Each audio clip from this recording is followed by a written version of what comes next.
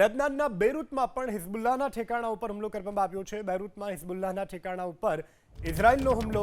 ઇઝરાયલના ભીષણ હુમલાથી બેરૂતમાં ચોતરફ બરબાદી જ બરબાદી નજરે પડી રહી છે। તો લેબનાનના બેરૂતથી આ સમાચાર મળી રહ્યા છે કે જ્યાં હિઝબુલ્લાહના ઠેકાણા ઉપર હુમલો કરવામાં આવ્યો છે। બેરૂતમાં હિઝબુલ્લાહના ઠેકાણા ઉપર ઇઝરાયલનો આ હુમલો, ઇઝરાયલના ભીષણ હુમલાથી બેરૂતમાં ચોતરફ બરબાદી નજરે પડી રહી છે।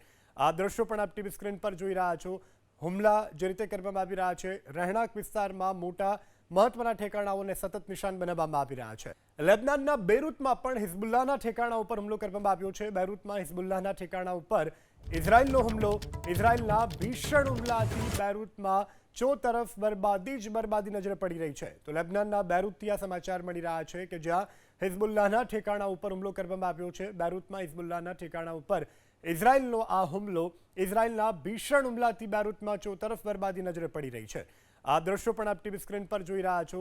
હુમલા જે રીતે કરવામાં આવી રહ્યા છે, રહેણાંક વિસ્તારમાં મોટા મહત્વના ઠેકાણાઓને સતત નિશાન બનાવવામાં આવી રહ્યા છે।